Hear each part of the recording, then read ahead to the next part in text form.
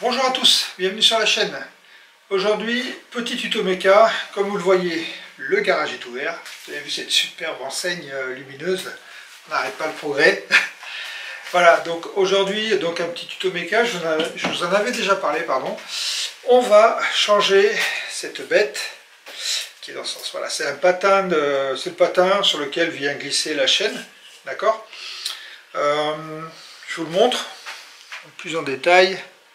Voilà, quand on voit ça, il y a trois vis. Hein, qu'est-ce que j'ai dit, trois vis? Oui. Pardon. Une, deux, et la troisième qui est là. Voilà. Donc, quand on regarde ça, on se dit, pas très compliqué à changer. En fait, si, parce que comme vous le voyez, il est attaché. Et pour faire passer cette partie, pour le sortir et pour le mettre, on va avoir le pignon de sortie de boîte qui va nous gêner. J'ai même vu certains cas. Alors, il y a très peu de vidéos qui traitent de sujets sur Internet. J'en ai vu en langue anglaise au Canada, chez Two Wheeler Rider. Je vous conseille, je vous mettrai le lien de sa chaîne. Il a la même moto que moi. Je me suis beaucoup inspiré de lui d'ailleurs parce qu'il fait beaucoup de tutos méca sur sa moto dans une rubrique qui s'appelle Back to the Garage. Excusez pour l'accent. Vous verrez, bon, c'est en langue anglaise, mais si vous voulez, si la langue anglaise vous pose pas de problème, ou alors si justement vous voulez améliorer votre anglais, n'hésitez pas à aller le voir. C'est Mario, il a des super tutos méca. Et lui, il l'a fait, et en fait, il a dû sortir l'axe du bras oscillant en partie pour faire bouger le bras oscillant pour le sortir. Donc apparemment, c'est pas une opération super simple. On va regarder ça ensemble, on va voir si on a besoin de retirer cet axe ou pas. Pour moi, si j'enlève le pignon de sortie de boîte, ça devrait le faire. Donc on va regarder ça. Je vous montre un peu là où ça se trouve et puis on va attaquer direct. Donc voilà la bête. Alors ici, je vous en avais déjà parlé, on a une encoche. C'est un indicateur d'usure. En fait, si vous ne voyez pas la moitié, en fait, quand c'est pas usé, voilà, ça doit donner ça. Vous devez voir, pardon, excusez-moi si je ne mets pas la mise au point dessus. Voilà, si ça n'est pas usé, vous devez voir la moitié du rivet, d'accord?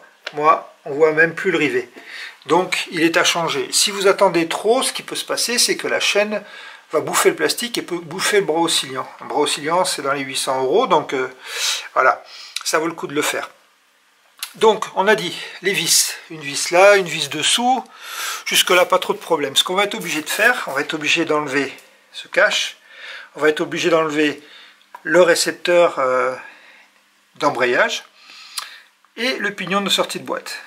Allez, on va passer au dépôt, je vous montre ça tout de suite. Donc, pour défaire tout ça, vous allez avoir besoin d'une clé en T30, d'accord, pour défaire ces deux écrous qu'il y a ici. Et puis après, moi ici c'est une empreinte carrée pour défaire mon embrayage. Mais vous, ça sera certainement du T30 aussi. Et vous allez avoir besoin de T-Rap pour pouvoir sécuriser en fait notre récepteur d'embrayage, le mettre ici. Attention, quand il est démonté, vous ne touchez plus à l'embrayage là-haut, d'accord? Allez, c'est parti. Donc, dépose les deux vis du carter, donc il faut bouger un peu le sélecteur de vitesse.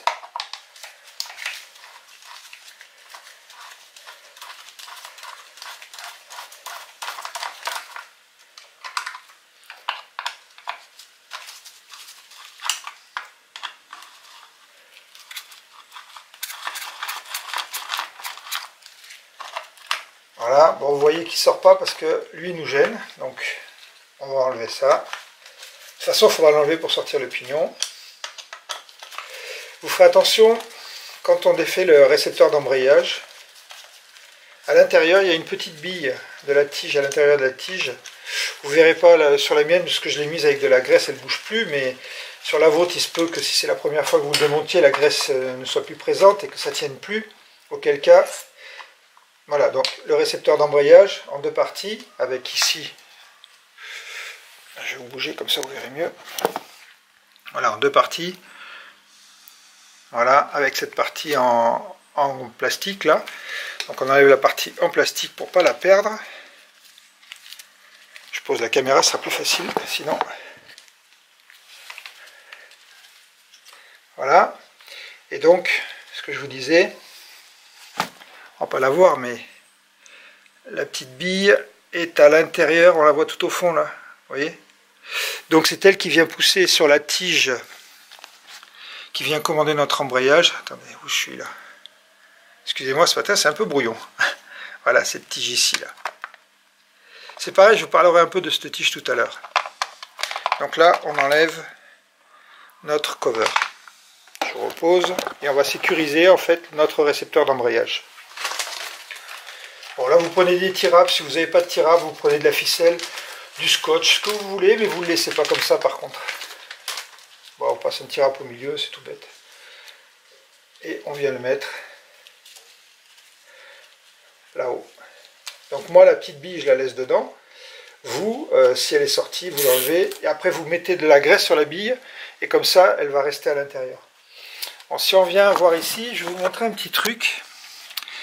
Bon, pour sortir le pignon, donc, en fait, on va venir rabattre ici l'oreille, d'accord?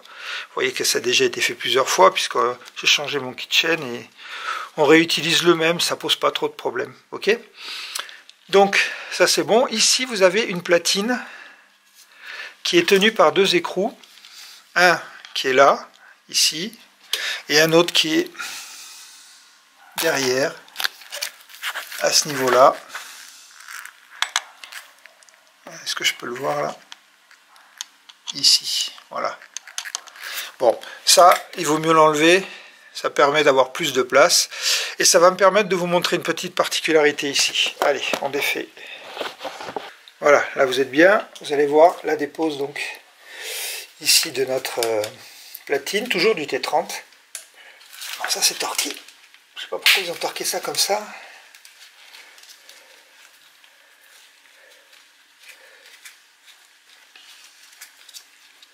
Ah, parce que si vous ne faites pas ça, si vous n'enlevez pas cette platine, vous allez être embêté après pour sortir la chaîne. Alors le problème que vous allez avoir, c'est que quand vous allez faire changer votre kitchen ailleurs que chez KTM, le problème c'est que quand vous faites changer votre kitchen ailleurs que chez KTM, ce qui peut se passer c'est que il va démonter cette platine. Mais le problème c'est que vous allez voir, il y a une particularité, et si le gars ne connaît pas les KTM, vous pouvez être sûr qu'il va vous l'oublier. Bon là je démonte l'axe supérieur, je ne vous filme pas mais c'est pas utile.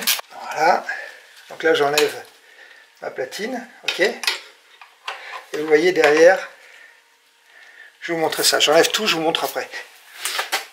Voilà, derrière cette platine on a cette pièce, ok. On voit qu'il y a deux petits ergots d'un côté, qui a une fente ici, ok. C'est là où les problèmes arrivent de temps en temps. Donc, bon, je suis désolé, la platine elle est sale, mais on va la nettoyer après. Les deux petits ergots donc viennent ici, on les voit ici, d'accord. Et la fente, en fait, ce qui se passe, vous voyez sur l'axe, sur la bielle, en fait, l'axe qui vient pousser l'embrayage, on voit qu'il y a une petite clavette. Vous la voyez en travers de l'axe, là on la voit bien. Mais cette clavette, elle se sort très facilement. Donc, ça arrive, moi ça m'est arrivé la dernière fois, le gars il l'a laissé tomber, et bien après, donc j'étais en racheter une chez KTM, c'est pas le problème. Cette clavette, elle va empêcher l'autorotation de cet arbre, pour éviter qu'il tourne fou dans son logement. Ok? Donc, faites attention de bien avoir ça, et si vous le démontez, faites attention au remontage, qu'elle reste bien en place. Ok? Voilà, c'est ce que je voulais vous montrer. Bon, maintenant on va passer à la dépose du pignon. Donc ici, en fait, on va rabattre l'oreille. Alors, suivant comme ça a été mis des fois. Voilà, il suffit d'écarter un peu, puis après le tournevis passe. Voilà.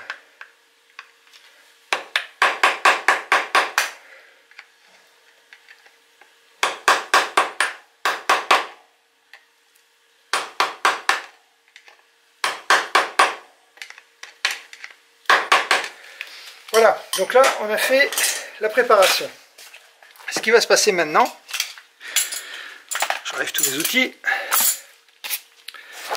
Si jamais on essaie de démonter cet axe, pour démonter ce boulon, pardon, cet écrou plus exactement, deux solutions.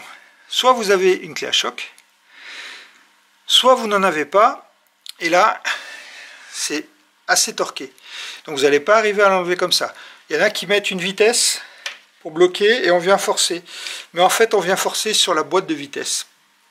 C'est pas une solution que j'aime tellement. Donc moi, ce que je préconise, et ce qui se fait, c'est qu'on met la moto sur la béquille latérale. On vient se prendre avec une douille et une rallonge.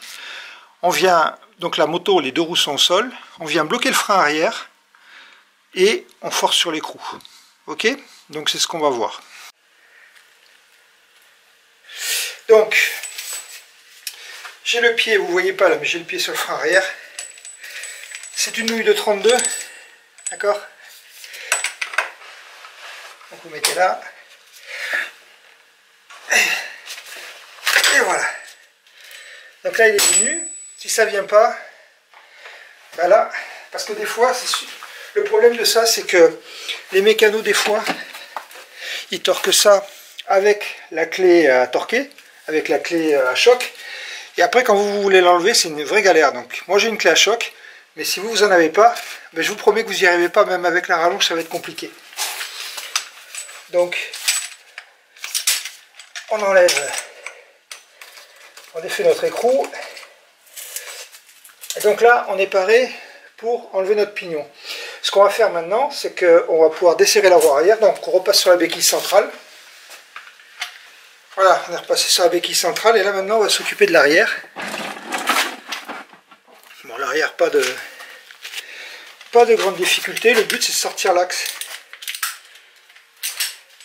Là, je ne vous montre pas. C'est toujours la douille de 32. Là, ce que je vous conseille, vous voyez, je vous montre quand même. J'ai desserré l'écrou, ok. Bon là, il sort tout seul. Si jamais ça vous arrive, ne tapez jamais là, tapez plutôt sur l'écrou. Ça coûte moins cher à changer.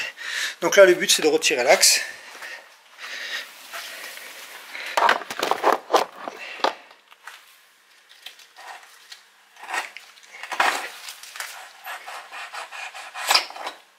Voilà, on a retiré notre axe. On remet l'écrou dessus.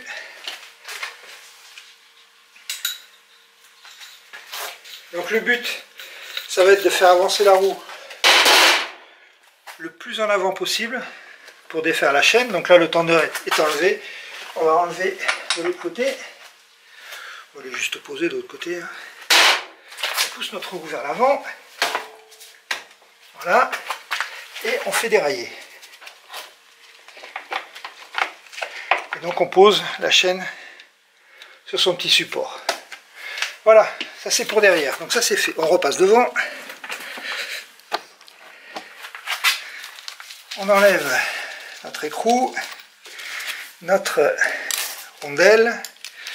Hop. Et là on enlève notre pignon qui sort tout seul normalement.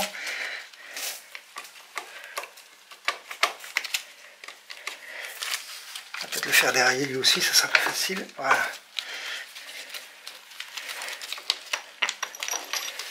Voilà. Donc là, on a enlevé notre pignon de 16. Hein, on en avait déjà parlé de ça. Changement des multiplications. Donc vous voyez, si vous devez changer des multiplications, pas trop galère. Donc là, on est bon. Donc, objectif, défaire les vis du patin. Donc là, les vis du patin, je vous les montre. On en a une ici, au-dessus, d'accord. Il y a une petite rondelle cuvette avec, il faudra faire attention de ne pas la perdre. Elle est tenue par la graisse. Ok. On va mettre tout ça là. Donc, je ne sais pas si vous avez déjà ça là, mais je vous recommande. C'est une espèce de servante. Vous voyez, en haut, on met toutes les pièces. Ça sera la bombe de nettoyant fin pour nettoyer tout ça. C'est super pratique, ça ne traîne pas par terre, au moins vous ne perdez rien. Ici, il y en a une autre là. Bon, jusque là, donc, comme on a vu, à part l'écrou du pignon de sortie de boîte, bah sinon, pour l'instant, il n'y a pas de difficulté, je vois pas trop de galère. J'espère que ça va confirmer et que je vais pas m'embêter, je vais pas être obligé de défaire l'axe du bras oscillant. Franchement, ça m'embêterait ça. Je sais pas pourquoi, bon, il n'y a rien de sorcier, c'est un boulon enlevé, on recule l'axe, mais bon, peux éviter, j'évite.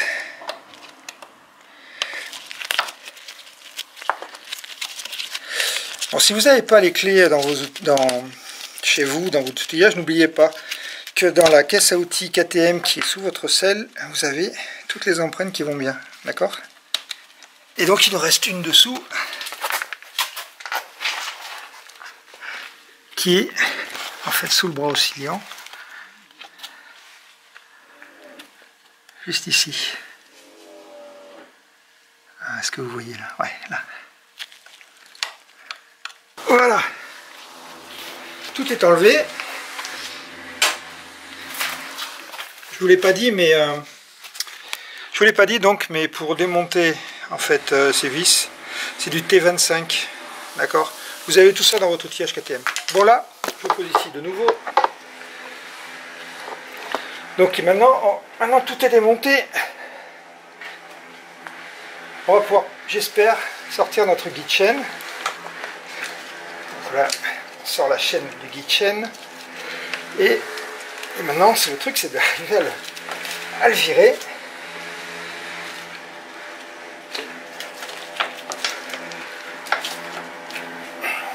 C'est pas si simple que ça. C'est parce que la chaîne me gêne là. Attendez. Je vais donner un peu de mou à la chaîne.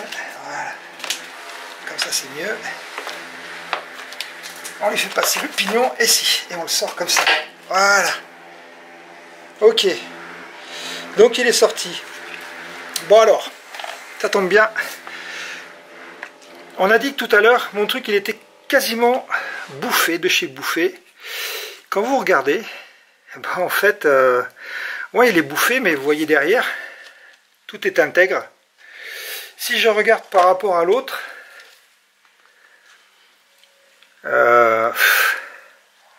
il y a une différence, effectivement. On voit le sillon central qui est, je ne sais pas si vous le voyez, mais le sillon central ici est plus haut que celui-là. Voilà. Ouais, il est plus haut quand même. Il est plus haut de moitié, on va dire. Donc bon, en fait, ce qui s'est passé, c'est que j'avais beaucoup plus de claquements de chaîne, et je commence à comprendre maintenant, c'est qu'en fait, ma chaîne, elle n'était pas assez décollée du bras oscillant, surtout vers le haut, et donc pas assez tendue peut-être au final entre les deux bras sur le patin. Bon, très théorique tout ça. Mais voilà, bon, en fait, vous apercevez que même s'il est bouffé, contrairement à ce que je vous ai dit, ben là, j'étais loin de bouffer le bras oscillant, quoi. Il aurait fallu peut-être attendre encore 5 ou 10 ou 15 000 km avant qu'il soit vraiment bouffé complet. Allez, on remet de nouveau.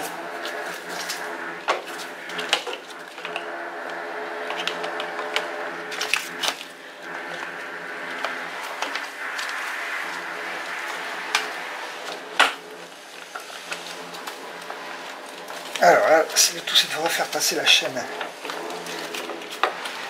Mettez des gants, hein, parce que là, heureusement que j'ai des gants, sinon je me pourris de chez pourri. J'ai eu la bonne idée de graisser la chaîne avant, hein, c'est toujours pareil.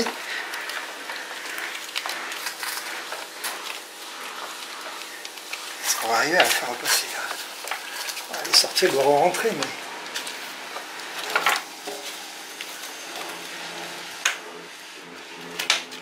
Voilà. Là elle est passée. Là elle est passée. Je la fais passer derrière le pignon tant qu'à faire. Et voilà. Je mets la chaîne dessus. Donc là, c'est tout bon. On va mettre les vis.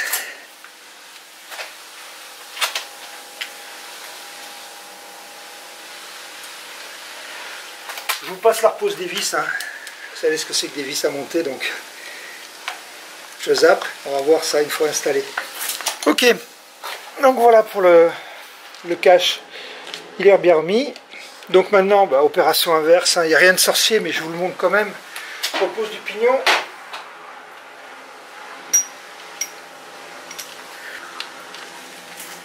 Alors là, on va mettre notre chaîne.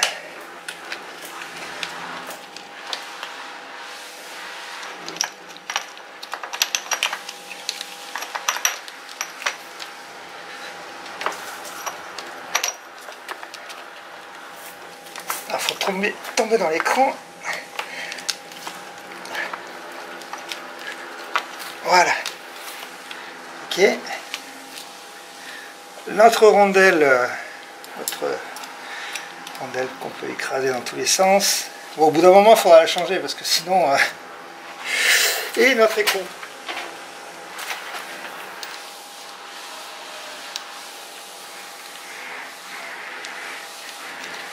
Je l'ai mis juste en place. On va serrer ça après. Voilà. Donc on met... On va repasser à l'arrière.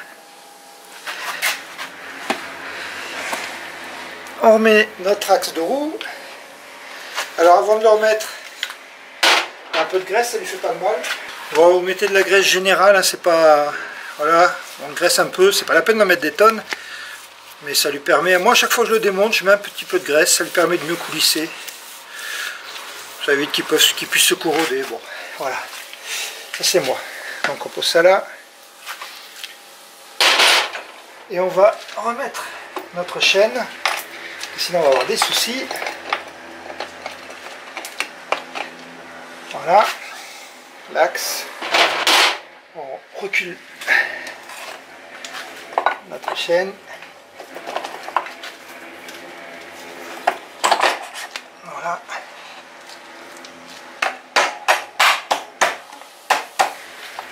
Derrière on va mettre notre petite cale, presque.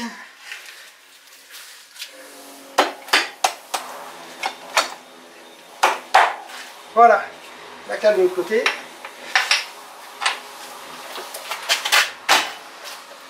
Et les coups.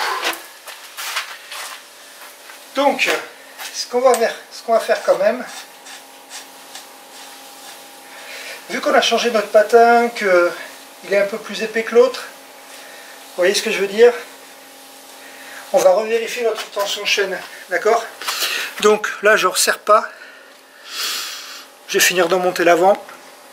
Et après, ben, on vérifiera la tension chaîne pour voir, mais je pense que 45, on doit les avoir. Bon, donc je vous reprends ici. Donc, bon, en fait, là, vous voyez, je me suis resté sur la centrale, je me suis mis sur la moto. Frein arrière bloqué, ça va très bien, donc j'ai déjà torqué. C'est torqué à 10 kg, d'accord? Donc si vous n'avez pas de clé d'amour, ce qui est mon cas actuellement, vous serrez, mais c'est pas la peine de serrer comme un mulet. Ah, il va pas se barrer le pignon. Voilà, ça suffit. Donc voilà, donc comme je vous l'ai dit, le pignon est remonté. On peut prendre une pince et on vient essayer de rabattre une oreille. Voilà. Il faut qu'elle soit bien plaquée partout.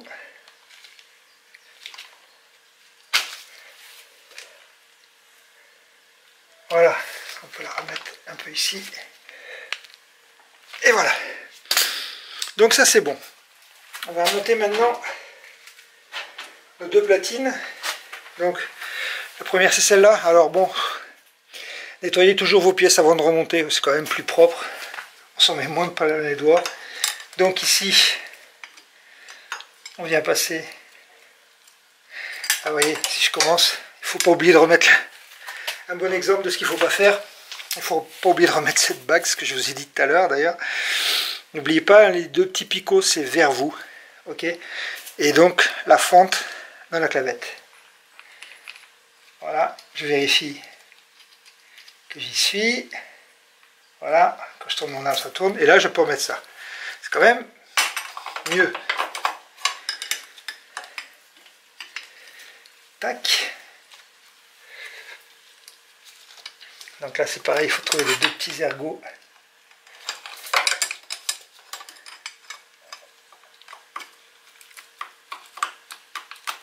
Voilà, donc là on voit bien les deux petits ergots qui sont mis.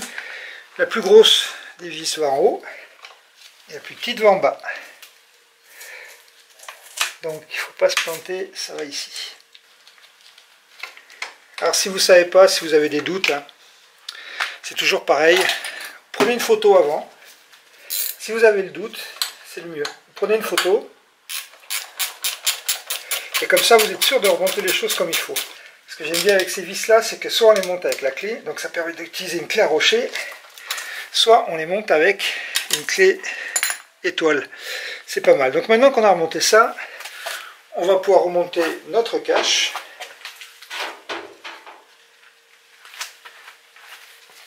c'est pareil, hein, ça vaut le coup de le nettoyer parce qu'il y a plein de graisse qui se met là. Donc notre cache qui vient ici en T30 avec une vis en haut, hop, et une vis en bas.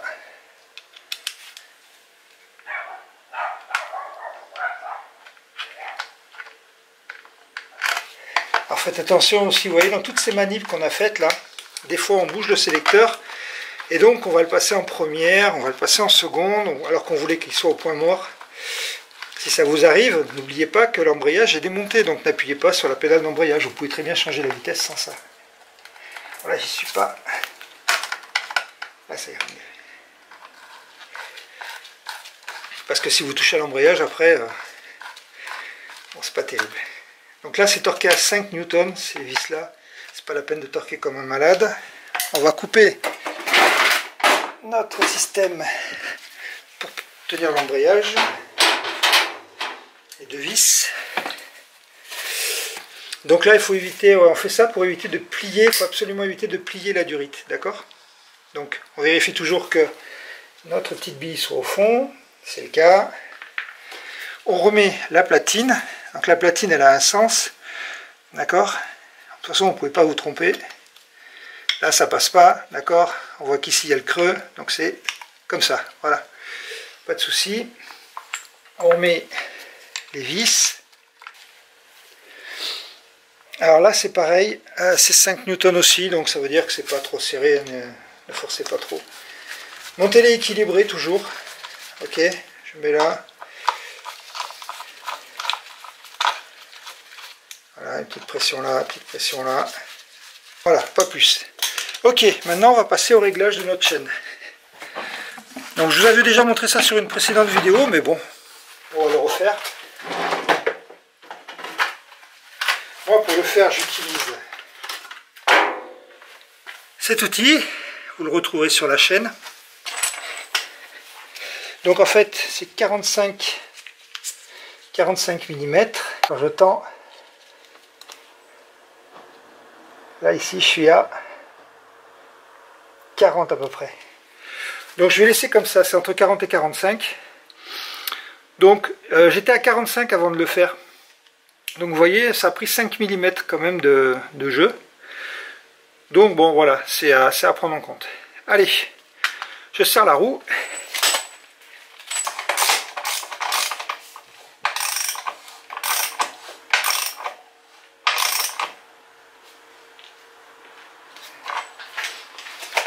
Donc là c'est pareil, hein. Vous vérifiez qu'ici vous êtes bien en contact entre la tête de la vis de réglage et la platine. Pareil de l'autre côté, d'accord? Et si vous avez retouché au réglage, que le contre-écrou soit serré, qu'on ait la même distance entre là et là, qu'entre là et là. D'accord? Ça vous permet d'avoir une roue équilibrée. Voilà, c'est terminé. C'était pas en fait si compliqué. Bon, je me suis payé une belle suie quand même. Mais voilà, donc j'ai mis... bon, il y a les coupures sur la vidéo, mais j'ai mis un peu moins d'1 heure pour le faire. Donc bon, c'est faisable en fait. Vous voyez, il n'y a que le pignon à virer. Alors si vous n'avez pas le problème au niveau du pignon trop serré, bah du coup vous n'aurez pas de souci pour le faire. Voilà, terminé pour ce tuto. La semaine prochaine, vous allez avoir une petite surprise. Une grosse surprise.